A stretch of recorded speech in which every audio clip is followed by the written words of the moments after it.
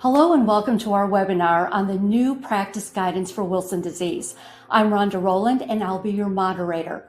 I'm on the board of directors for the Wilson Disease Association, and this year the WDA celebrates its 40th anniversary. It all began back in 1983, and it's the same year that I was diagnosed with the rare genetic liver disease. At that time, it was difficult to find any information on my disease. Thankfully, that's no longer the case. This new guidance is the most up-to-date communication yet that's published by the American Association for the Study of Liver Diseases, or AASLD. It provides the latest scientific information on diagnosis, treatment, and monitoring. It was put together by an international team of 9 experts in Wilson disease. A team that not only includes liver specialists, but a copper expert, a dietitian, a neurologist, and a psychiatrist. We are pleased to be joined by 2 of these experts, Dr. Michael Schilsky and Dr. Eve Roberts. They are the co-first authors. Dr. Schilsky directs the Adult Liver Transplant Program at the Yale School of Medicine, and he also directs Yale's Wilson Disease Center of Excellence. Dr. Eve Roberts is a pediatric hepatologist from Canada, and she was also part of the Toronto team that identified the ATP7B gene for Wilson disease. Thank you both for being here today. Thank you. Thank you for inviting us. So first of all, we'll begin with you, Dr. Roberts. This guidance is innovative in a number of ways. And one way is the team approach. Why is that significant? Well, this was a very good idea that Dr. Schilsky brought forward, and it makes it very evident in a practical way that Wilson disease is a multi-systemic disease. It usually involves the liver, but it can certainly involve other organ systems such as the neurological system. You can have psychiatric features, and we just felt it was time to bring everybody together and have a consensus viewpoint from an expert point of view. Okay, and Dr. Schilsky, this guidance was written for doctors and other healthcare professionals.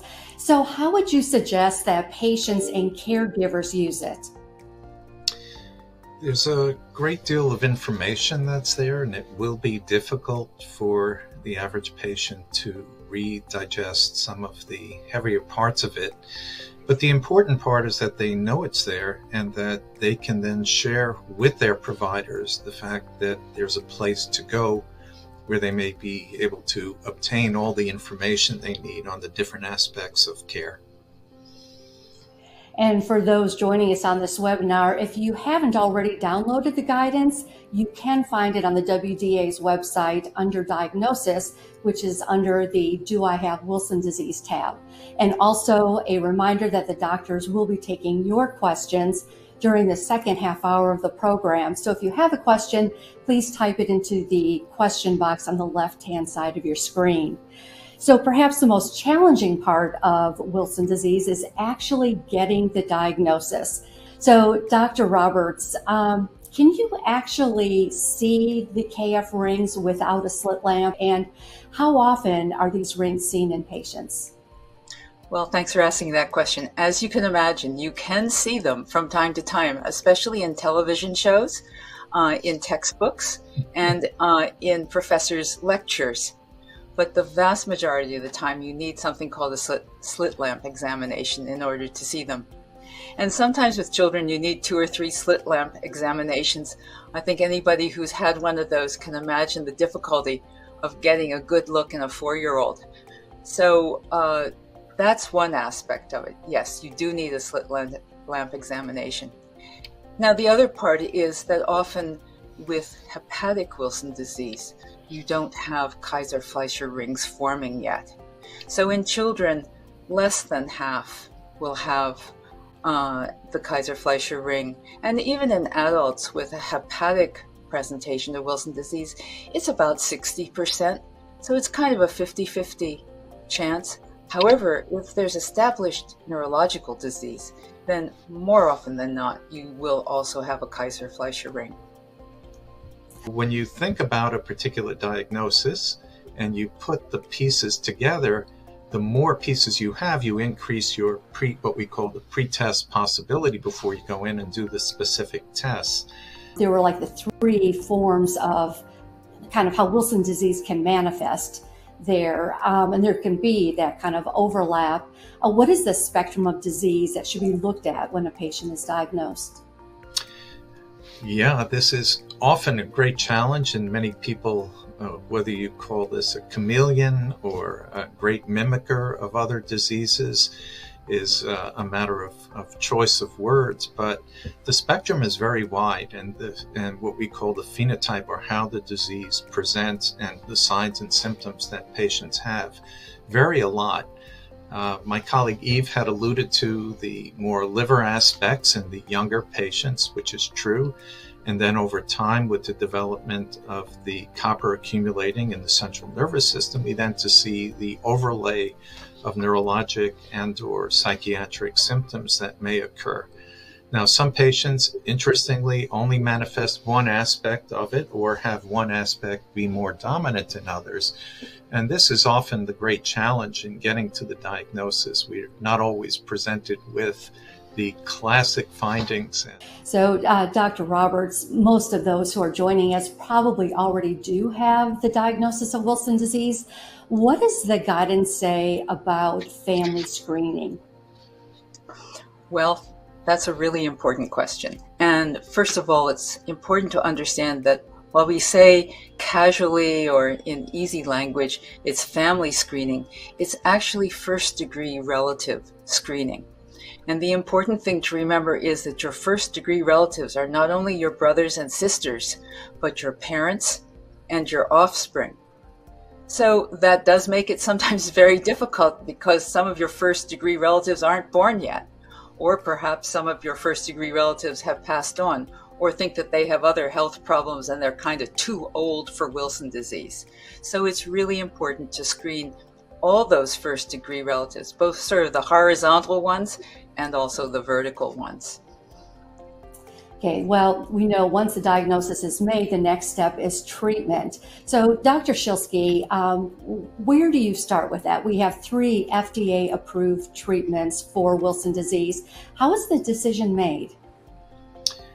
Well, let me comment. We have treatments, but we have to look more globally with respect to the patient as well, and have to consider the other aspects of care, for instance, diet and restricting copper, also symptomatic treatment if patients do have the other aspects of the disease, mental health or bad tremors or such. But when we get down to it, ultimately what we want to do is to control the copper, which is accumulated to excess. Now, there's a more radical approach to that, which is liver transplant, and we reserve that for patients who really are not eligible for or failing medical therapy. And those are, in that case, you replace the liver, and actually you're doing sort of what we like to say is a gross form of gene therapy, in that you're putting a liver with a normal copper transporter into place. And then they do not have Wilson's disease per se, but then they have what we call transplant disease and have to deal with all the different medications and immunosuppressives that are used in that for a lifetime. But back to the medical therapies, we have approved drugs which fall into 2 categories: the chelation therapy, which are those that bind copper and help remove copper from toxic sites and then take it out of the body.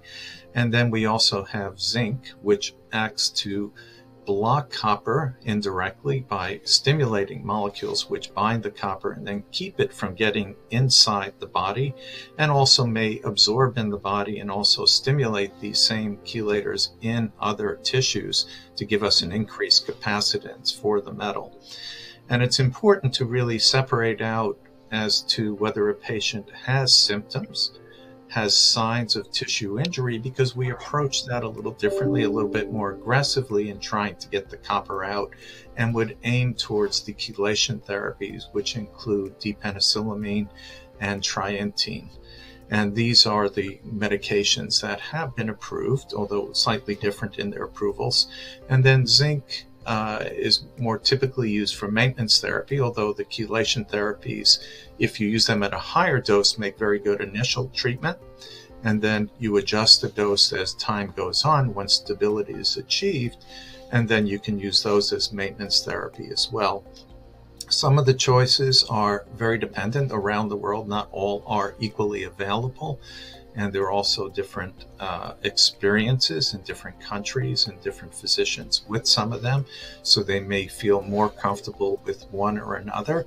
But the point of guidances and guidelines are to try to gain a consensus amongst experts, at least how to approach it and how to choose. And so within the guidance, we have the choices of medications, talk about how to pick a dose for that particular medicine, and then how to follow it further down the line. And Dr. Roberts, are these considerations different in the pediatric population or adolescents, or once patients are diagnosed, say, in early adulthood? Well, yes, they are to some extent. First of all, we're still learning about the best way to treat infants who have been diagnosed either before birth or shortly after birth who have Wilson disease, because they may not really have any manifestations of liver damage or any other damage. And we have to be respectful of the need for copper, for example, for the development of certain systems. So that's on a case-by-case basis at this point. In children, as a rule, you have to tailor the drug therapy to what they can actually take. So very young children clearly have trouble taking pills and capsules. So again, we have to work around that.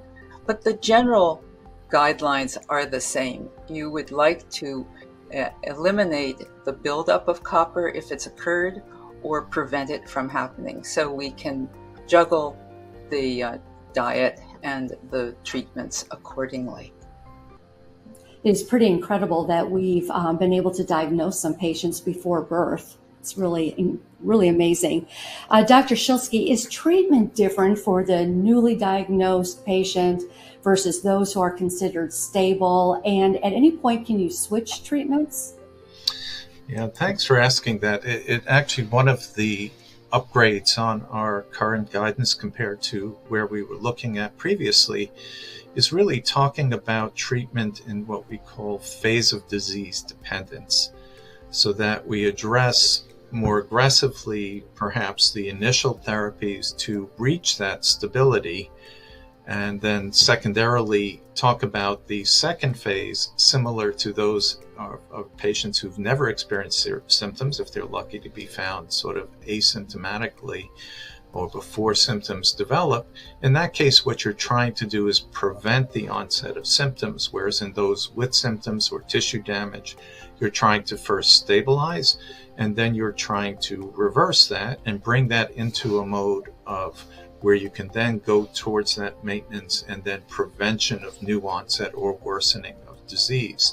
So in the early phase, we talk about, for those who are super severe, the possibility of using combination therapy, which has really not been studied in a prospective manner, but has been used by a number of centers, and there are case studies of publications with that, and a number of us have some experience where we are using both different class of drugs to try to prevent the absorption of copper, at the same time trying to remove copper from the toxic sites.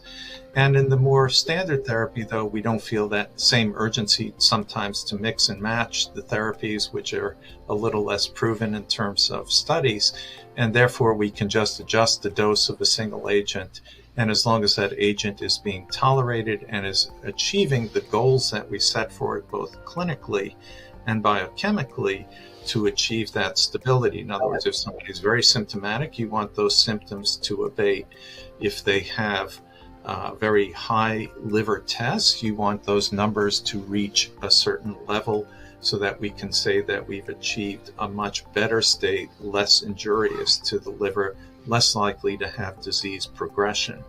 So the key is bringing everything down to what we would refer to as that stable state, where we're really trying to then do preventive as opposed to active engaged treatment.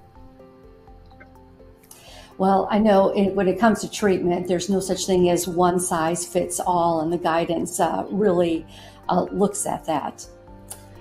So now we'll move on to monitoring. And this is where we're going to share a story, Warren's story, and it certainly serves as a cautionary tale. Hello, Warren. Thanks so much for joining us on our webinar about the new guidance for Wilson disease. Thank you for having me. I'm glad to be here. Well, first, a little background on your diagnostic journey. I understand that you were diagnosed way back in 1980 when you were only 7 years old. Yes, at the time, I believe I was one of the youngest, if not the youngest, to be diagnosed. I would come home as a 7-year-old and be very lethargic and sleep all the time. Doctors thought I had chronic mono or spinal meningitis or something. And a young doctor just thought that, hey, let's try Wilson's. And he was right. He sent me and they found the Kaiser-Fleischer rings and it started me on a regimen of penicillamine. That's right. At that time in 1980, penicillamine was the only approved drug for Wilson disease at that time. Trientine was investigational. So how did you do on that, being diagnosed so young? I did really well. I took my medication. I was very compliant. I stayed on a low copper diet and really lived a normal childhood, adolescence. I graduated high school, participated in everything that young people do, went off to college, graduated college, and then decided I had a calling into ministry. And so I went on to get a master's degree and become a United Methodist pastor. Met my wife in seminary at Duke and got married and had a child. And so, you know, I was living a normal life. And that is just so encouraging for people to hear, especially when you're diagnosed so young like that. But then, unfortunately, things took a turn for the worse. Right. My primary care physician at one point, because of the cost of the medication, I asked, could I cut my dose? And he said, let's try it. And he monitored me for about 6 months and said everything was good. So I cut my dose in half. And everything seemed to be going just fine until I had an event, a major event coming up, and had this seizure-like event that really caused a lot of neurological problems to resurface that I hadn't had before. And that's when I got involved with a neurologist. My neurologist worked with me to try and get the tremors under control. And she took me as far as she could and recommended that I seek out a Wilson's disease specialist. And so she referred me on to Dr. Schilsky at Yale. And when I saw Dr. Schilsky and told him about cutting the dose in half, he said, that's the problem. And he made me this promise. He said, I can promise it's not going to get any worse. It may not get any better, but it's not going to get any worse. And he took me back up to my original dose. And how did you do from there? I've slowly improved, actually. I've been under his care for about 11, 12 years now, and have slowly gotten better and have been able to once again enjoy a normal life. I am unfortunately on disability because of the neurological damage that has been done. But other than that, can do pretty much what I can't, what I can do. So based on this experience, Warren, what advice would you give to other Wilson disease patients? If at all possible, I would say seek out a specialist. While there are great doctors out there and more doctors are learning about Wilson's disease, you really need to seek out a specialist. They know what's best, and they can help you, and figure out the disease a whole lot better. So that's the best advice I can give, is to seek out a specialist. Well, Warren, I'm so sorry that you went through this, and at the same time, very thankful that the medication was able to rescue you again. And thank you for sharing your experience and your advice with us today. Well, thank you. Thank you for having me. The WDA supports Warren's advice to try to see an expert in Wilson disease at least once, if at all possible, after your diagnosis. And you can find a list of experts on our website, as well as a list of our centers of excellence. Dr. Schilsky, how does the guidance help to prevent unnecessary tragedies like Warren's? Yeah, no, the important thing about a guidance is it really serves as a guidance. So there are first recommended dosing regimens for each of the medications. And those are, and I have to credit my colleague Eve for making me think like a pediatrician many years ago. Some of these are weight-based kind of dosing, so the dose may be different for somebody who is a much smaller individual or a child versus an adult. But the dose should reflect the appropriate dose for that individual. If you step outside of that dose, and that does sometimes happen, if somebody, it should be for a good reason. And if they're having a side effect, that may be one reason to do it. Or there may be certain biochemical changes in which that individual's reached certain milestones of treatment at an earlier point in time. Maybe they're very strict with their diet, maybe as well and concurrently. So we do have certain parameters to follow for each of the treatments, whether it's the urine copper excretion in concert with the biochemical part. But the important thing is also remember the clinical aspect for the patient. But the key is that also the other parts that we say is if you're a patient, you've been recognized, you put on a proper regimen, there is an adherence that we recommend to a frequency of monitoring and testing to be done to help detect what we hope will be the biochemical changes that will be found first before a patient may experience very negative or consequential clinical changes. So I think that is really the key point is if you're on a medicine, if you're changing the dose, extra monitoring may be required. And there are certain circumstances where that kind of lowering the dose is recommended. And that, for instance, around pregnancy, where we may want less exposure to the fetus for some of the chelating agents. So follow those, rules. And if you're changing up the rule, you have to have good reason and a good follow-up to make sure you're doing okay. One of the things which I think this guidance does that we did less well previously is to give some real benchmarks as to how would you assess the efficacy of treatment.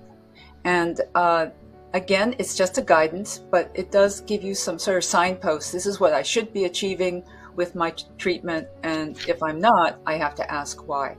And the other thing I'd mention is a bit like Dr. Osler.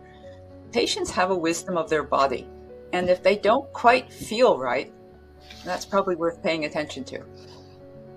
And Dr. Roberts, you still have the floor. If the treatment isn't working, what else might be going on?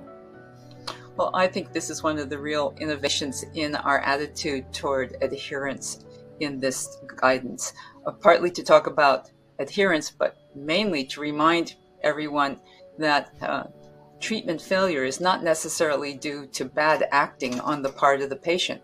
There could be something else going on, and you need to consider and rule out all those possibilities before you say, oh, you're just not taking your medication. That being said, it's pretty hard to take a medication consistently for a lifetime, and we recognize the challenge involved in that. And Dr. Roberts, the whole issue of compliance, adherence, it can be especially difficult for young patients or patients who are diagnosed before they ever had symptoms develop. What have we learned from other diseases that might help with that compliance? Well, I think we've learned to respect the problem, first of all. We know that treating high blood pressure, for example, is very difficult in adults because it's symptomless until there's a disaster. And Wilson disease can be like that. We also know that teenagers with diabetes mellitus or cystic fibrosis or various other chronic diseases often go through a sort of time crisis when they just reject the fact of being ill. They don't want to comply with their medical regimens. And those specialists have figured out ways to cope with that time of life, and we can learn from what they do. A team approach is probably one of our best defenses against that problem. And again, this guidance really strongly advocates for a team approach. And Dr. Schilsky, how does the guidance help to pick up treatment failure or perhaps even over-treatment? Yeah, so Eve alluded to this before in her comments about treatment, in that when we're seeing treatment not go right, there may be other causes as well, and and specifically there may be concurrent disease, whether somebody gets a second viral illness, or they may have fatty liver disease independently, or there may be other toxins involved, medications or alcohol, and these are always in consideration when a patient's not following the charted course that we hope they would while they're on therapy. A good example may be of a failure. Maybe people start with some of the liver tests like ALT or AST, which are known as aminotransferases, and often they're elevated. And then we expect that with therapy in a particular amount of time that there should be a trajectory which will be towards improvement. When we don't see that in a reasonable fashion, or if there are other development of new symptoms, again, bringing in, as Eve said, listen to the patient. If there are other clinical changes, mental health is worsening, neurologic part is worsening, we have to take that into account as well. We have to think a little bit along a timeline. And our expectation is that most of these biochemical changes will show significant changes somewhere between 6 and 18 months. And if these things are not happening for that, then we have to think, are we not achieving what our goals are? Similarly, we look at the mechanism of action of a drug, and the chelating agents per se will increase urinary copper, and the zinc may stabilize it or lower it. And if we're not seeing the guidelines met for the use of that medication, we then have to say, what are they not doing to achieve that? Is our dose off? Is the dose not being taken? Is the medication not good? Is the diet too rich in copper unintentionally? Or is there water contamination or something else? So we have to be cognizant of all these things. Now, on the other end of the spectrum comes from patients who've been very adherent to diet or been on their medicines, take them every day, and suddenly we find their, for example, a patient on chelation agent, urinary coppers go down very, very low. Is it because they didn't take their medicine that day? Not in that patient. It could be because they are now depleted certain of the stores of that copper that is normally bioavailable. So we have to then define what our expectations may be so that we can detect these findings before they have consequence, because they do have consequences. The blood counts, the bone marrow is dependent on copper, and so if we're over-treating, we may have a problem with the blood counts. Iron, which is dependent on certain cofactor of copper in the reactions to move it around the body, can accumulate in tissues. And some patients may develop new neurologic signs that are related to that copper deficiency. So all of those potentially can be prevented if people pay attention to the biochemical parameters. Now, unfortunately, it's not all one simple test, as we've learned, because some of these ways of estimating where somebody's copper at is a bit challenging these days. And so one of the things we do talk about in the guidance is a move towards newer assays which are in development that can actually get to what the bioavailable copper is in the circulation. And we think that when these come on the scene, they've been used in clinical studies already. When they come on the scene and are available clinically, we think that that will help prevent and augment our current view of how we can detect these either over-treatment or under-treatment of patients. Well, that is very hopeful. And one last question for you, Dr. Schilsky, before we go to questions that have come in from those watching today. And that is, you talk about the biochemical ways of monitoring for overtreatment. Is there anything that a patient could look out for if they're being too rigid with their diet or something else? Is there anything that they should watch out for? Well, I think it's very difficult for a patient to know whether a new symptom is related to being overzealous with their therapy, and that's where we come in, and we would hope that some of the testing that we do, some of the routine tests can pick up this in standard blood counts. Iron parameters can be measured, and we do this certainly later in the disease as people have been treated for a number of years. But it's probably the best thing they can do is just make sure they're following their tests, and that their tests sort of fall within the not too low, not too high, kind of like Goldilocks, just right. That they want to be in the right parameter for the therapy that they're on. And if they're too high or too low, question it. Ask questions, and that's what their medical teams are there to help with. Okay. All right. Well, the first question, I think I'm going to direct to Dr. Schilsky. With such a high percentage of Wilson's disease patients being diagnosed with major depression, are there studies being done to see which antidepressants or other treatments might work best for these patients? Yeah, it's a great question, especially we had a recent publication that came out of the registry study that has been sponsored by the Wilson's Association, in which we did see about 50% of our patients had some form of major depressive episode during their lifetime. Now, what we've learned about use of the medications for depression, and I'll credit a lot of what I've learned and carry on from my psychiatry colleagues. Dr. Zimbrian helped write in this guidance some of that section. But we know that this has an underlying liver disease. So whatever we give has to be both liver friendly, and also it shouldn't have neurotoxic effects as well.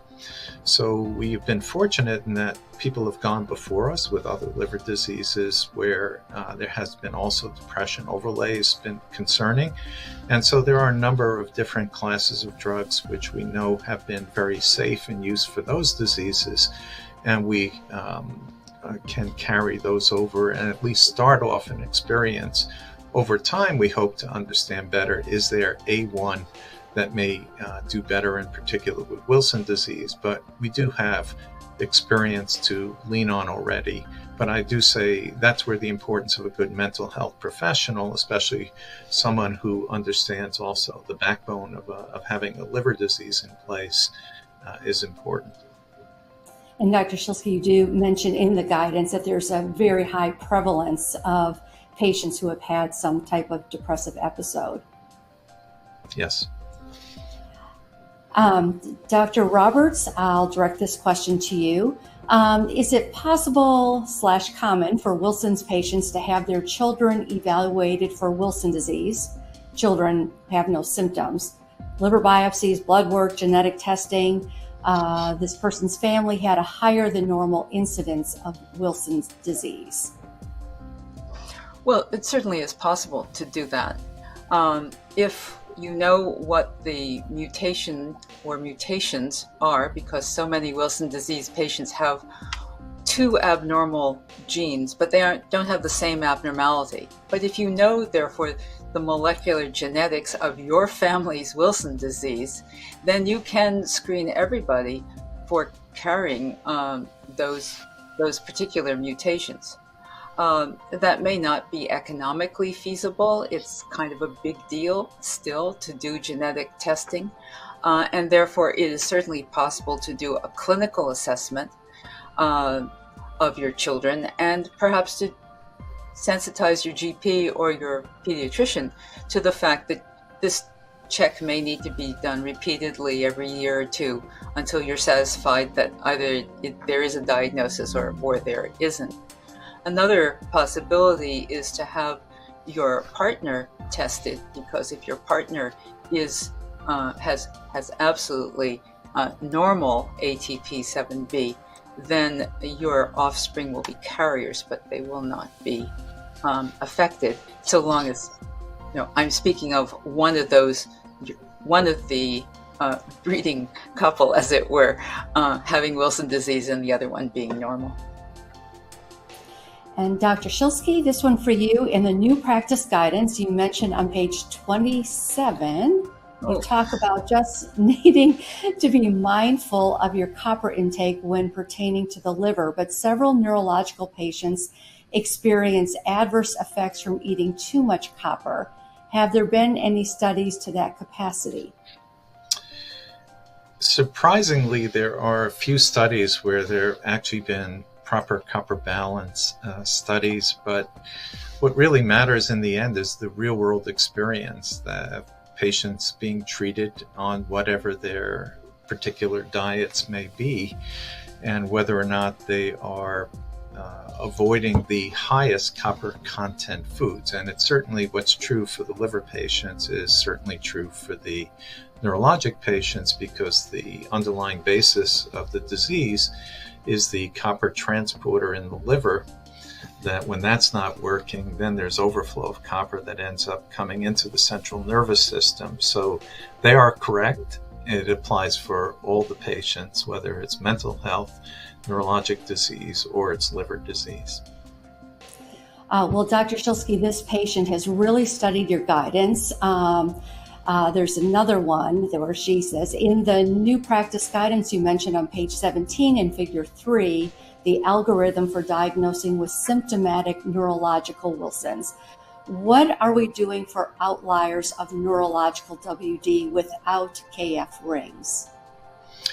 So there, first, as Eve mentioned earlier, most of the patients with neurologic disease, it'll be over 95 to 98%, will have Kaiser-Fleischer rings.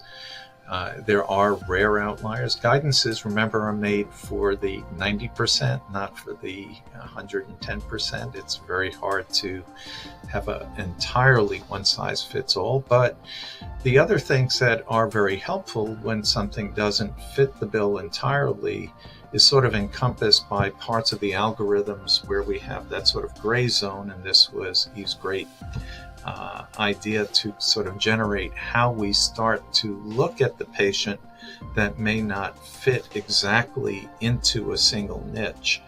Now, the advance that's really helped us with these patients that don't fit the niche entirely has been the molecular diagnosis.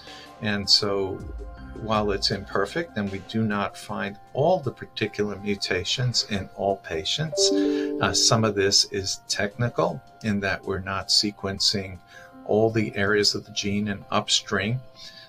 Most of the time we're sequencing coding regions, but there may be influence of different parts of the gene as well, or upstream regions to the ATP7B. But be that as it may, simply there are other things that may affect the expression that we do not identify all the time. So the genetics form one important part of the piece. And the other thing that we lean on, and we do mention in our algorithms, is using the different parts of the Leipzig score as well, which is a scoring system that was put forth by experts back in 2003, which is a combination of clinical and biochemical findings. And on top of that, each one is sort of granted a certain weighted response in terms of a number. And we can go through that very systematically, and the algorithms include those for reference so that people can look back and forth. And so you really should then be very detail oriented, and you may still come to a point where you're confident in the diagnosis as well. Well, I have a couple of lifestyle questions to ask each of you. Dr. Roberts, in the guidance, you specifically point out that patients should maintain a normal weight and get good exercise. And beyond the obvious reasons, why is that important? Well, the obvious reasons are pretty persuasive to start out with, but in point of fact, we are very worried about this other liver disease called non-alcoholic fatty liver disease, which can really be very severe. And of course, it's hundreds and thousands of times more common than Wilson disease. But the two disorders share the possibility of damaging mitochondria. And those are the power-producing organelles in your liver cells and in other cells too, but we're interested in the liver. And so if you were to have an obesity or insulin handling related problem in addition to Wilson disease, you might actually have more severe liver disease. That can be avoided by maintaining a good body size and also getting enough exercise. And Dr. Schilsky, this is not referenced in the guidance, but it's a question that I think almost every Wilson disease patient has, and that is about alcohol consumption. What can you advise? Well, I'm afraid I have to adhere to the party line of telling people not to drink. And the reason is very similar to as described by Eve and for other things that may injure the liver, in that the site of injury for some of the toxic byproducts of the alcohol goes down to mitochondria in the cell, and that's the same site for copper injury. In addition, there's fatty deposition. That probably is a consequence of the mitochondrial injury that arises from that as well. So it's a little bit like pouring gasoline on a fire, so we usually don't recommend doing it. The problem is, it's always, some people say, is it really a how much question? And part of the problem is really gauging whether somebody will listen a little bit or listen a lot if you do tell them to moderate or have a rare drink. And this is always a very difficult position to take. So this is why you'll find most of your physicians taking the more extreme, just don't drink kind of position. There was a question if a patient is on zinc therapy, whether it's common to go on and off due to overtreatment, and the answer is usually not during the early phase for a patient, but after many, many years, there are a number of patients who can become depleted of copper. Again, a lot of that depends also on how adherent they were to dietary copper restriction at the same time, because the zinc can be overridden with a very high copper diet. So the answer is it can happen. It's not common to happen if the dose has been looked at during the years. One thing I would say it's to be very careful of taking it less than the prescribed amount of time. It's better to reduce the dose, take it more frequently, and monitor than it is to experiment with once a day or once a week kind of dosing. That's just not going to cut it. But again, I'll go back to the same principles we set forth in guidances over the years. Whatever you're doing, monitor it. And if you make a change, monitor it more frequently. And so if you are, you won't get into trouble that way. Eve, and in general, the changes should be modest. So that you cut back a little, or you make a very gentle change and assess that before doing anything else. A modest change may be all that's required. And I'd just like to point out that I've always worried about teenagers and zinc, because I have rarely met a teenager who was 2 hours away from eating anything. And so we really have to figure out ways to make it easy for teenagers in particular to take their zinc properly. And to me, that is always a challenge. There was another question about availability of one of the branded forms of zinc. And one of the things that, we do mention in the guidance that, there are multiple forms of zinc that have been used by patients, and this is supported by other retrospective studies in the past as well that have good absorption of the zinc and prevent the copper absorption. So there really isn't an excuse just because I couldn't get my one brand that I couldn't be treated during that time.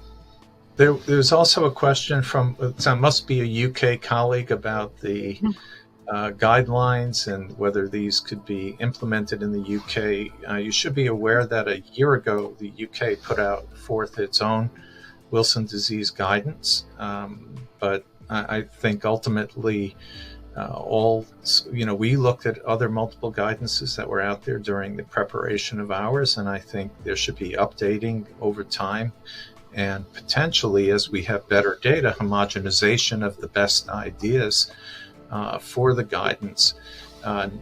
What they have in England, which is a really very interesting way of parsing the drugs, is actually also only experts designated at certain centers can actually prescribe and distribute the medications. And this has been done in over a number of years now to support appropriate dosing, prevention of things that, for instance, that Warren experienced, and preventing overtreatment or preventing incorrect administration of the medication. I don't know how well that would go over in the United States, but it certainly has been something that was implemented there, and it's an interesting way of doing things, and we'll have to see if that is really successful in achieving the goals. There is a question about gene therapy, and that really isn't mentioned too much in the guidance. Dr. Schilsky, what can you say about that relative to the guidance?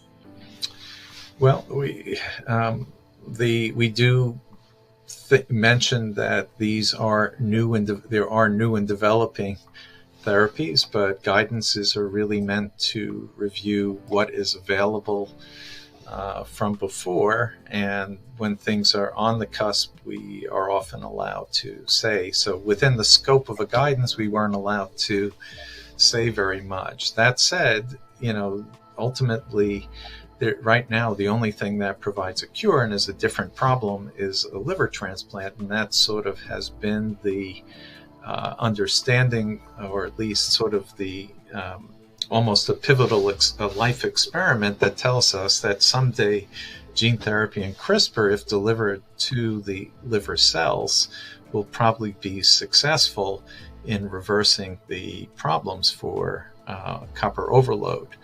Now, how we get there, and can we get there very effectively? We hope so.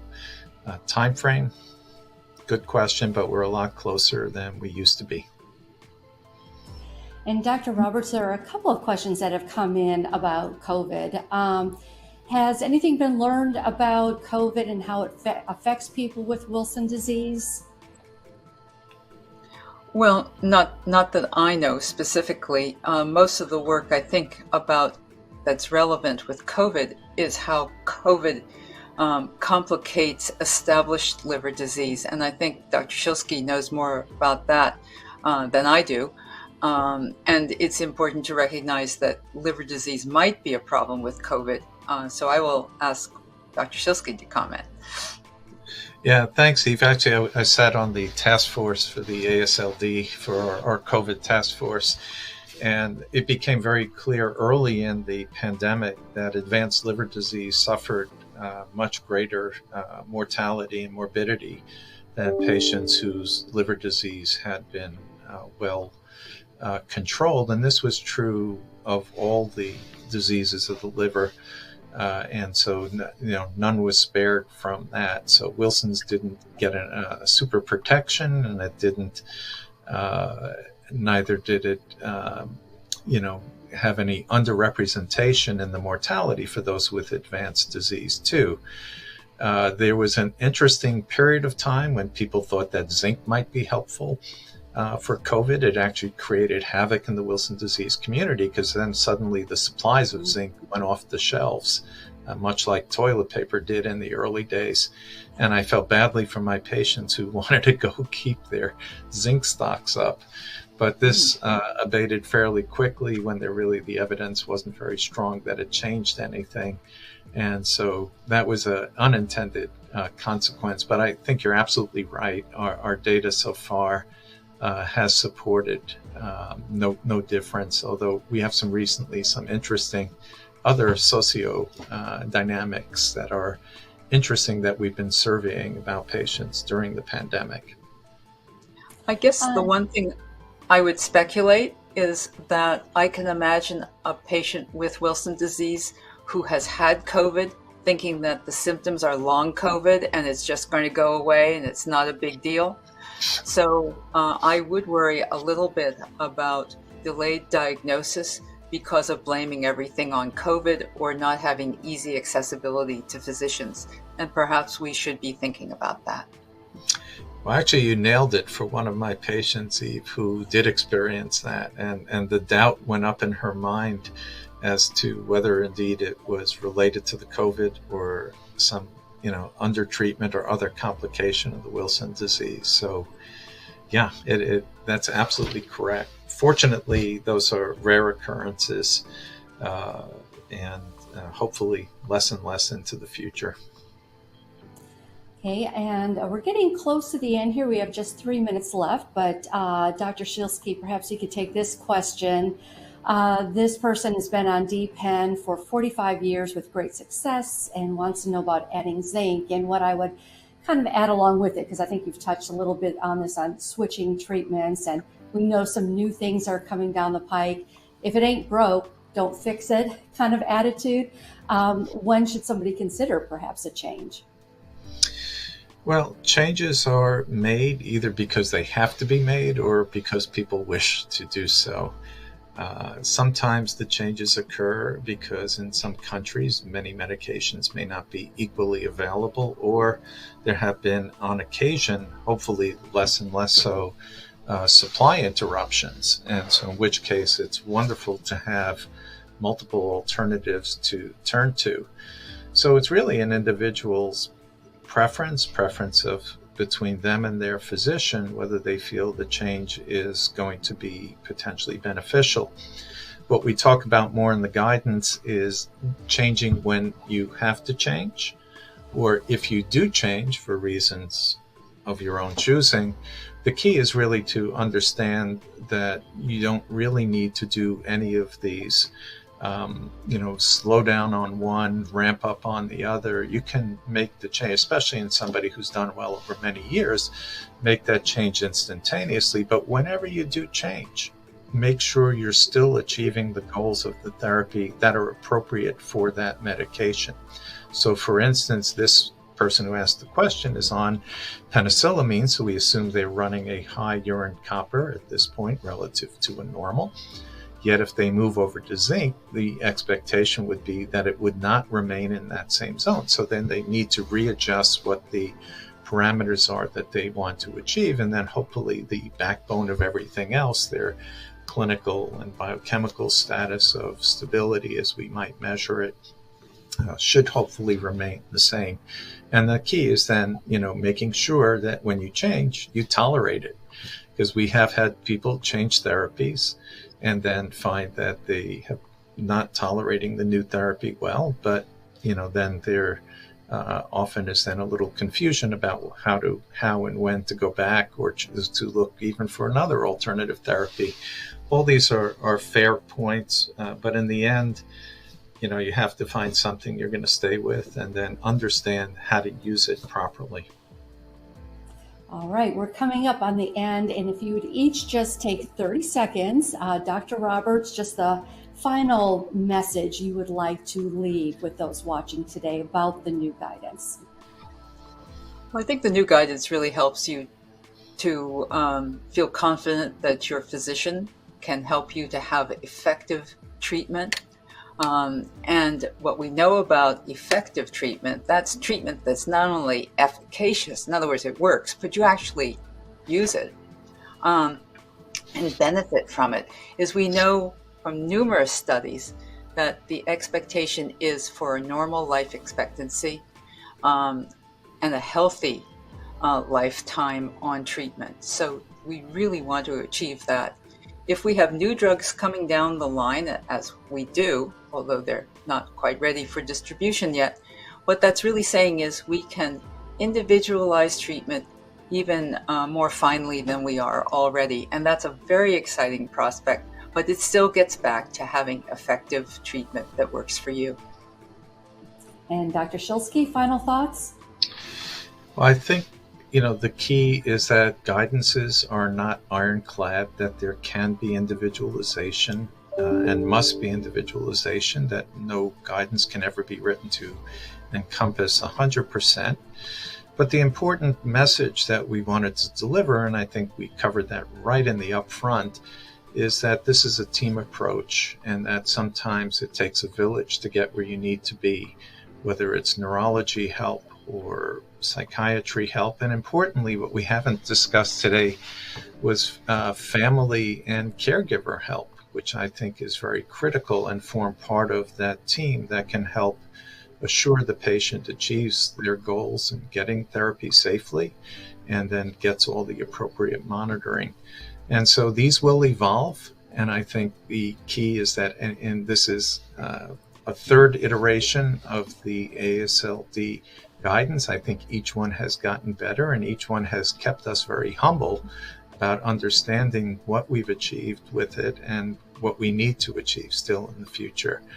So we really appreciate you taking the time out to talk about this more today. And I know it was a labor of love, and it's been great working with Eve and my other co-authors on this, but especially with Eve, who I've shared now. This is the third time. And also want to thank the 7 other co-authors who contributed. And I know all of you just put a number of years actually into putting this together. And thank you for doing it on behalf of all of us with Wilson disease. And a question did just come in, again, asking where to find the guidance. So if you missed that at the top, where we mentioned it's on the WDA's website under diagnosis, which is under the Do I Have Wilson Disease tab. And Dr. Michael Schilsky and Dr. Eve Roberts, thank you both for joining us today. Thank you. Thank you, Rhonda.